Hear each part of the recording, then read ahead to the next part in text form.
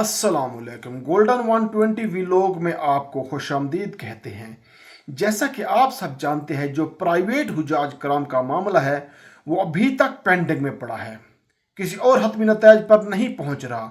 تو اسی وجہ سے ڈی جی حج اور مولانا طاہر اشرفی صاحب نے یہ کہا کہ ہم معلومات کی بنا پر یہ بتاتے ہیں کہ سعودی عرب نے جتنے بھی ممالک کا کوٹا اپنے پاس رکھا ہوا تھا اور ان کو نہیں دے پا رہے تھے، تو اس کو اب اگلے سال پر منتقل کر دیا ہے، کیونکہ وہاں پر اب گنجائش نہیں ہے۔ انتظامات جو ہے وہ مکمل ہو چکے ہیں۔ ہم نے 4 بار کوشش بھی کی، لیکن ہماری کوشش رائے گاہ ہو گئی، کوئی بات نہیں بنی۔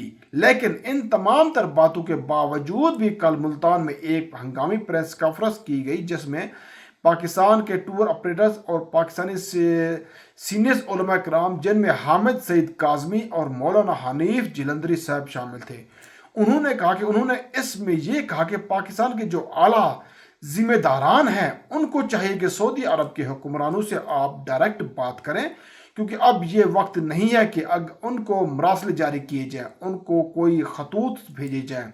اب وقت بہت کم ہے اور حج قریب سے قریب آتا جا رہا ہے۔ تو اب وزیر اعظم پاکستان، صدر پاکستان، اس کے علاوہ اسحاق ڈار صاحب اور خاص کر جو فیلڈ مارشل ہے عاصم منیر صاحب، اس سے یہ خاص کر ریکویسٹ کی گئی ہے کہ وہ اب ڈائریکٹ کال کریں تاکہ ان حجاج کرام کا جو معاملہ ہے وہ حل ہو سکے۔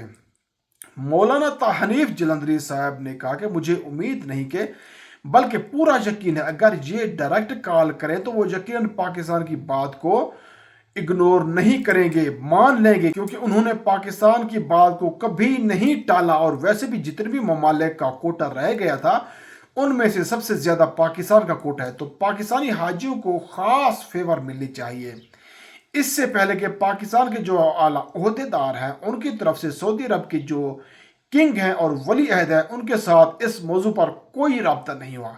جو بھی ہوا ہے وہ ڈی جی حج، اس کے علاوہ جو وفاقی مذہبی امور ہیں وزیر، ان کی طرف سے یہ روابط ہوئے ہیں، لیکن یہ بڑے عہدیداروں کی طرف سے آپس میں رابطے نہیں ہوئے۔ تو اس پر مولانا حنیف جلندری صاحب کا یہی کہنا ہے کہ اگر یہ آپ اب رابطہ کر لیں اور اپنی طرف سے درخواست پیش کر لیں تو یہ ہمیں پورا یقین ہے کہ یہ معاملہ اب حل ہو جائے گا۔